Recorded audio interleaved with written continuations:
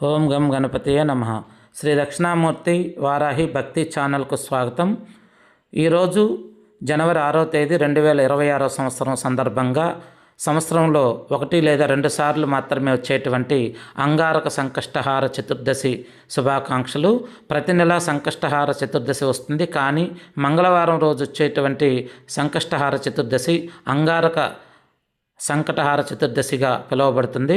ఎందుకంటే మంగళవారం రోజుకి ఇంత ప్రాధాన్యత అంటే, మన జాతకంలో ఉన్నటువంటి అనేక సకల నవగ్రహ దోషాలు ఈరోజు మనం సుబ్రహ్మణ్య స్వామిని మరియు వినాయకుడిని ఇద్దరిని కలిపి పూజిస్తే మన జాతకంలో ఉన్నటువంటి కుజదోషం తగ్గుతుంది.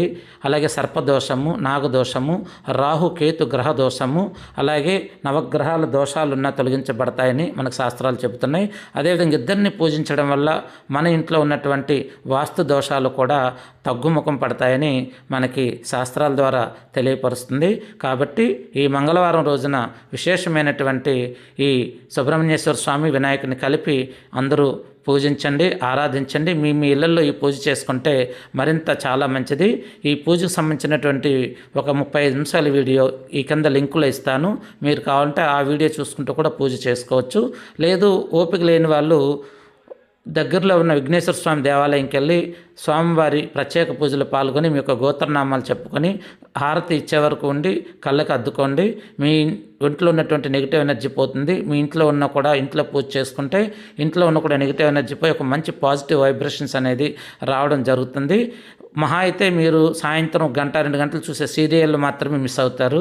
కానీ ఈ పూజ అనేది ఈరోజు చేసే పూజ మిస్ అయితే మళ్ళీ మీకు 8 నెలల వరకు ఈ అవకాశం దొరకదు. సీరియళ్ళ కంటే కూడా ముఖ్యం మీ కుటుంబ శ్రేయస్సు మీకు ముఖ్యం. కాబట్టి దయచేసి అర్థం చేసుకొని విన్నవాళ్ళు వినండి, వినలేని వాళ్ళు వినవద్దు. మీకోసం సంకటనాశన స్తోత్రమని, ఇది నారదముని మహర్షి రచించారు. మీకోసం ఆ యొక్క మంచి స్తోత్రం.